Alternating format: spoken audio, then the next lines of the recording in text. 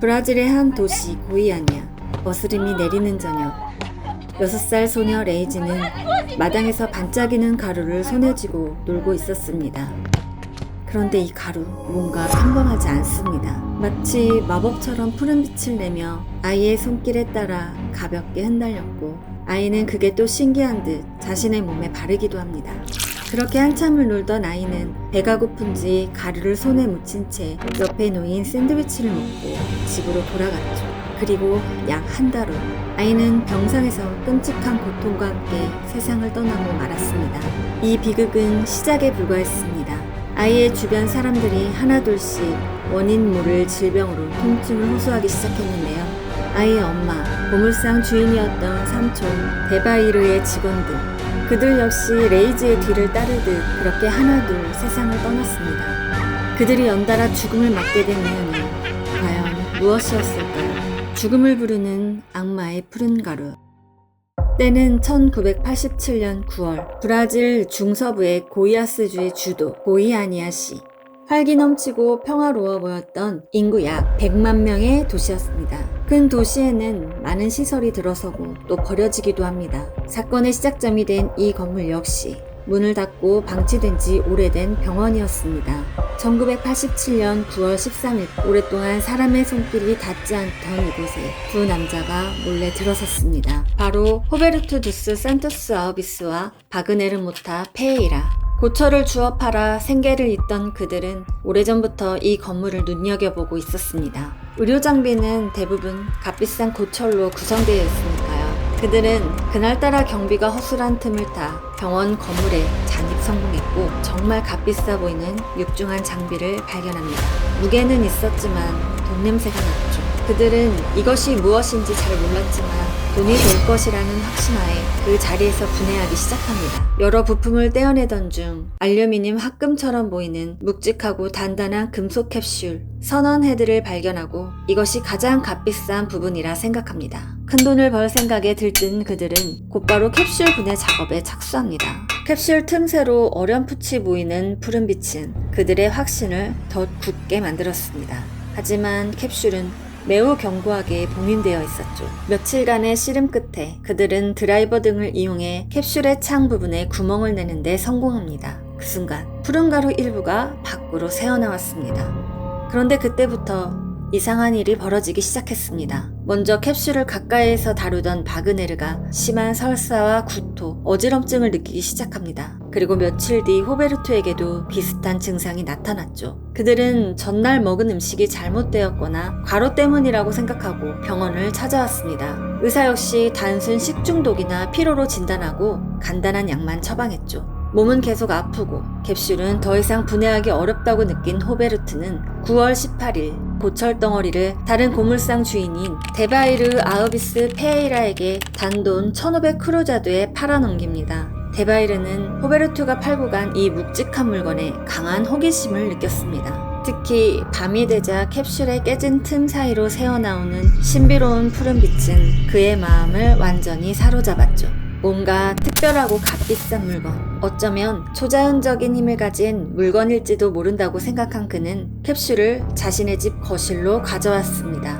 9월 18일부터 23일까지 데바이르는 이 보물을 더 자세히 보기 위해 드라이버 등으로 캡슐을 더 열고 내부에 푸른 가루를 긁어냈습니다. 그리고 가족과 친구들을 초대해 이 보석 같은 가루를 자랑하며 나눠줍니다. 아이들조차 맨손으로 만지고 장난감처럼 가지고 놀았죠. 그중 한 명이 바로 6살 난 레이지였습니다. 레이지는 그의 동생 이보 페에이라의 6살 난 딸이었는데요. 천진난만한 아이는 아버지가 삼촌에게 선물 받아온 반짝이는 푸른 가루가 신기했습니다. 마당에서 흙장난 대신 이 가루를 가지고 놀았고 예쁘다며 자신의 몸에 바르기도 했죠. 그리고 결정적으로 아이는 가루가 묻은 손으로 샌드위치를 집어먹었습니다. 데바이르의 아내 가브리엘라 마리아 페에이라, 고물상에서 일하던 젊은 직원 이스라에우 바치스타 두스 산투스와 아제미우송 아우비스지 소자 역시 데바이르가 가져온 이 푸른 가루에 계속해서 노출이 되었습니다. 그들이 금속 캡슐 안에서 꺼내어 가지고 놀았던 푸른 가루의 정체, 그것은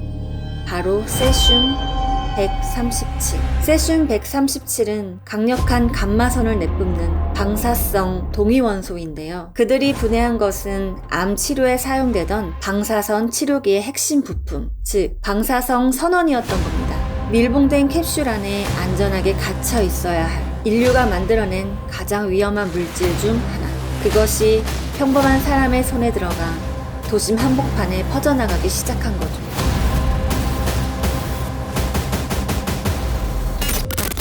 얼마 지나지 않아 데바이르의 집을 중심으로 사람들이 하나둘씩 쓰러지기 시작합니다. 구토, 설사, 어지럼증, 탈모. 처음에는 데바이르 집에서 먹은 음식이 잘못되었다고 생각해 집단 식중독을 의심했습니다. 하지만 환자들의 상태는 일반적인 식중독과는 비교할 수 없을 정도로 심각했고 좀처럼 나아지지 않았죠. 환자들이 계속 늘어나자 데바이르의 아내 가브리엘라는 불길한 예감에 휩싸였습니다. 남편이 가져온 그 신비한 푸른 가루가 이 모든 끔찍한 일의 원인일지도 모른다고 직감한 거죠.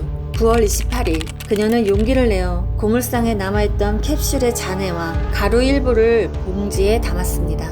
그리고 버스를 타고 시내 보건소로 향합니다. 보건소의 의사 파올로 호베르트 몬테이루는 가브리엘라가 가져온 봉투와 그녀의 설명을 듣고 심상치 않음을 느꼈습니다. 다음 날인 9월 29일 마침 그곳을 방문한 의료 물리학자 바우테르 멘지스 페에이라가 가이거 개수기로 봉투의 방사선 양을 측정합니다. 측정기는 미친 듯이 울부짖으며 상상조차 할 수 없는 높은 수치를 나타냈는데요.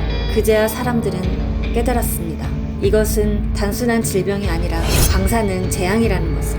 즉시 국가적인 비상사태가 선포되었습니다.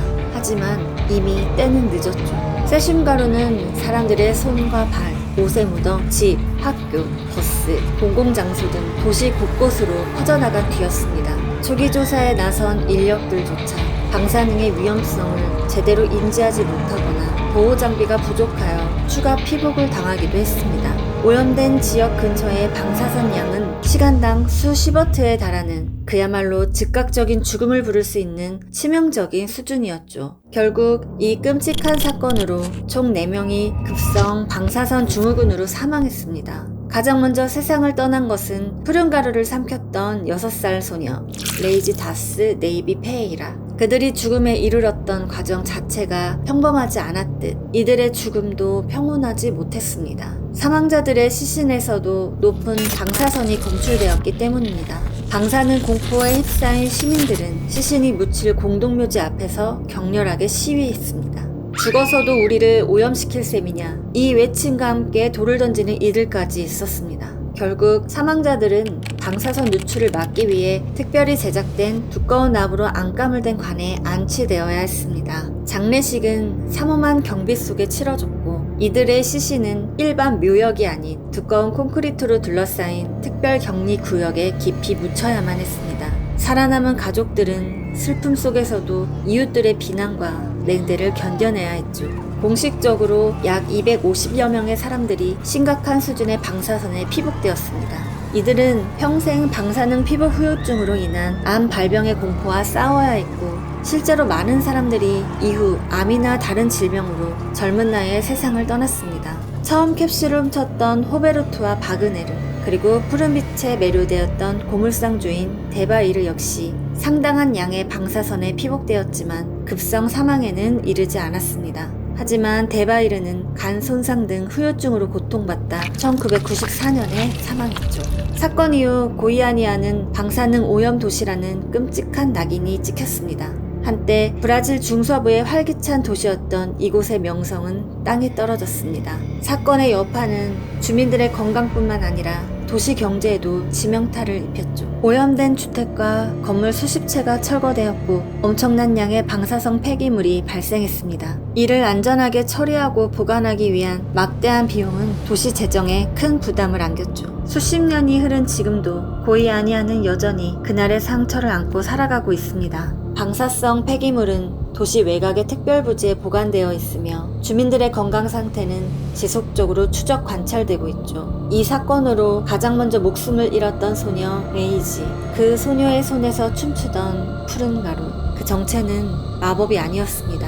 인류가 만든 가장 무서운 유령, 통제되지 않는 과학의 그림자였죠. 푸른 가루는 눈에 보이지 않는 유령처럼 끔찍한 전염병처럼 사람들 사이를 조용히 떠돌아다녔습니다. 손에서 손으로, 집에서 거리로, 호기심과 무지 속에서 퍼져나가며 소중한 생명들을 차례차례 앗아갔죠. 한 소녀의 호기심, 한 남자의 욕망, 한 도시의 무지, 그리고 그 사이를 파고든 푸른빛의 저주. 보이 아니아의 참사는 지금도 우리에게 묻고 있습니다. 당신은 과학의 힘을 감당할 수 있습니까?